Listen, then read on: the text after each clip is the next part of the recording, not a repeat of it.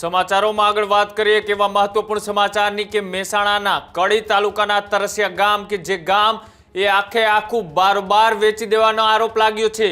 જી હા, જે રીતની ઘટના સામે આવી છે કે સરકાર શ્રીની જે જમીન હતી તેનો બારે-બાર દસ્તાવેજ કરીને વેચાણ કરવામાં આવી।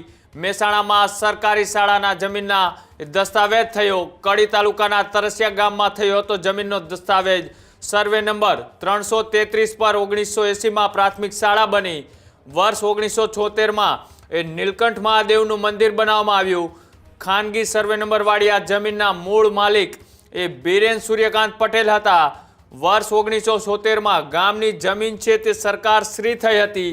તેમ છતાંય 10 ડિસેમ્બરના રોજ જમીન માલિક મિલન પટેલને ₹48.84 લાખમાં વેચાણ કરી।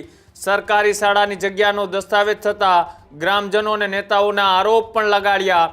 આ જમીન નહીં પણ આખે આખું ગામ વેચાઈ ગયું તેવું પૂર્વ સાંસદ નટુજી ઠાકોરે આરોપ લગાડ્યા।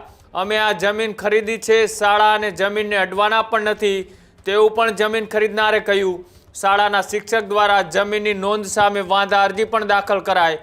પ્રાથમિક શાળાની જગ્યા સરકારી ચોપડે કેમ ન ચડી તેને લઈ પણ અનેક સવાલો થઈ રહ્યા છે। જે રીતની આ ઘટના સામે આવી છે, આ ઘટનાને લઈ જે જમીન ખરીદનાર છે મિલન પટેલ હોય કે પછી પૂર્વ સાંસદ નટુજી ઠાકોર હોય કે શિક્ષિકા જેમને આની સામે એક વાંધા અરજી કરી છે એ શીતલ અમીન હોય કે પછી એ ગામના ઉપસરપંચ એ ગંભીરજી ઠાકોર હોય, આ તમામના નિવેદનો પણ સામે આવ્યા છે।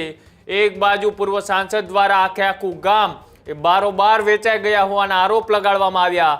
જમીન ખરીદનારે કહ્યું કે અમે શાળામાં કે પછી મંદિરની જગ્યાને ક્યાંય અડવાના પણ નથી તેવા આરોપ લગાડવામાં આવ્યા હતા તેમની સામે। તેનો તેમને જવાબ પણ આપ્યો। તો સામે જે શિક્ષક છે સ્કૂલના તે શિક્ષકે પણ આની સામે એક વાંધા અરજી પણ કરી છે। આ ગામના જે ઉપસરપંચ છે તેમની પણ પ્રતિક્રિયા આવી છે। તમામની પ્રતિક્રિયા અને નિવેદનો સાંભળી કે ખરેખર આ જે આરોપ લગાડવામાં આવી રહ્યા છે એ આરોપનું સત્ય શું છે, તમામની જે નિવેદન આવ્યા છે એ પણ એકવાર સાંભળી। સમગ્ર ઘટનાની જાણ મને 2 દિવસ પહેલા થઈ છે કે આ રીતે અમારા ગામનું પરુ તરસનિયા એ મારા ગામનું જ પરુ છે। લગભગ 100-150 વર્ષથી અહીંયા આ બધા લોકો વસવાટ કરે છે। જે પણ 7-12નો નંબર હતો ગમે એના નંબર પટેલાના નામે છે, કોઈ મણીલાલનું ફેમિલી છે, મણીલાલનું આ એ લોકોએ એમના પરિવારે કોઈને વેચી માર્યું છે। વર્ષો જૂનો આરે અહીંયા વસવાટ છે। સાથે સાથે પ્રાથમિક શાળા પણ આ નંબરમાં આવેલી છે। મારી ધારણા મુજબ 1982થી અહીંયા સ્કૂલ બનાવેલી છે। મહાદેવનું મંદિર પણ 150 વર્ષ પુરાનું છે, જૂનું છે અને એ પણ આ નંબરમાં આવે છે। છતાં પણ આનો દસ્તાવેજ કઈ રીતે થયો એ ખરેખર આ ભૂમાફિયાઓ અને સરકારી તંત્ર મિલીભગતથી કરી હોય, અધિકારીઓએ મિલીભગતથી કરી હોય એવું આજના હિસાબે મને લાગી રહ્યું છે। અમે કોઈ ગામની જમીન કે ગામમાં એટલો સર્વે નંબર ખરીદ્યો જ નથી। એની બાજુનો 333 નંબર ખરીદ્યો છે કે જેમાં ખાલી એક સ્કૂલ છે અને એક મંદિર આવેલું છે અને એ મંદિરને સ્કૂલને અમે અડવાના પણ નથી। એને જેમ જેમ યથાવત જ રાખીશું અને ભવિષ્યમાં એમાં જરૂર પડશે તો પૈસા બી ખર્ચવા તૈયાર છીએ। જે રીતે બીજો આક્ષેપ કરવામાં કે આ જમીન સી સરકાર થઈ હતી 1976 અને એ એન્ટ્રી થઈ નથી, તો એ બાબતે આપની શું પ્રતિક્રિયા? એ એન્ટ્રીની અમને એકચ્યુઅલી ખબર નથી। જ્યારે અમે દસ્તાવેજ કરાયો હતો ત્યારે અમારા જાણમાં નથી, કારણ કે એની ક્યાંય કોઈ જગ્યાએ રેકોર્ડમાં એનો ઉલ્લેખ નહોતો। એટલે આ જે ગામ છે એ ગામ કયા સર્વે નંબરમાં છે અને આપણે જે જમીન ખરીદી એમાં કઈ કઈ પ્રોપર્ટી આવે છે? અમે જે જમીન ખરીદી એ 333 નંબર છે વડાવીનો અને ગામ છે એ 334 નંબરમાં છે। તમારી 333 નંબરમાં કઈ કઈ પ્રોપર્ટી આવે છે? ગામનું શું શું આવે છે એમાં? એમાં ખાલી એક સ્કૂલ આવે છે અને એક મંદિર આવે છે, એના સિવાય બીજું કશું નથી આવતું અને ગામમાં જવાનો રસ્તો છે પાછળ। તો હવે ગામ લોકોને આપણે શું કહેવા માંગીએ છીએ કે ભાઈ તમે શાળા તેના ત્યાં રહેવા દેવાના છો?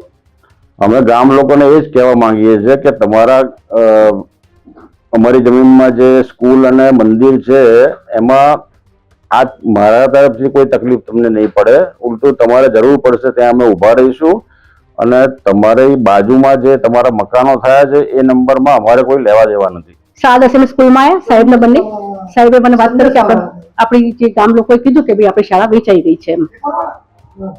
શાળામાં કુલ કેટલા વિદ્યાર્થીઓ અભ્યાસ કરે છે અને શાળા ક્યારથી શરૂ થયેલી? શાળા 1978 શરૂ થઈ છે. શાળામાં 1 થી 5 ધોરણ છે અને સંખ્યા છે અમારે 27 સંખ્યા છે.